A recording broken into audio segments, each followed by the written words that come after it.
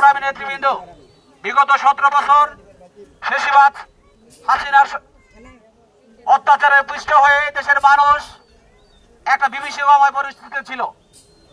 বিগত 5ই আগস্ট বৈষম্য বিরোধী ছাত্র আন্দোলনের মধ্য দিয়ে আমরা একটা স্বাধীন সার্বভৌম ভারতবর্ষ বাংলাদেশ পেয়েছি। 5ই আগস্টের পর থেকে বাংলাদেশকে অস্থিতিশীল করার জন্য বিএনপির নামদারে কিছু কুচুর্পি মহল এই দেশকে অস্থিতিশীল করার জন্য নানান ধরনের পায়তারা করছে এবং চাঁদাবাজি চিন্তায় দর্শন করে এদেশের মানুষকে বিভ্রান্তের মুখে ফেলে দিয়েছে। 5ই আগস্টের পর 2,500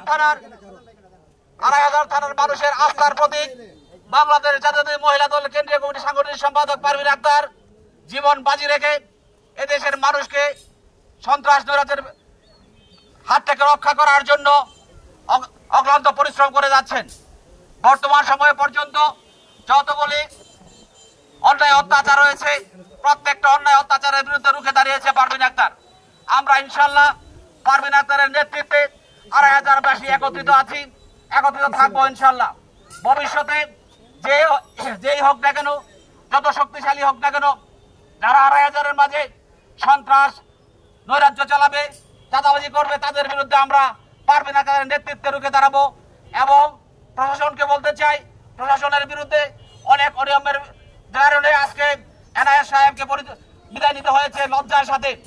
আমরা ভবিষ্যতে যারা আসবেন তারা সতর্ক থাকবেন যাতে কোনো সন্ত্রাসী চাঁদাবাজ চোর টাকা যাতে স্থান না পায়। আমরা আপনাদের সাথে আছি ইনশাল্লাহ।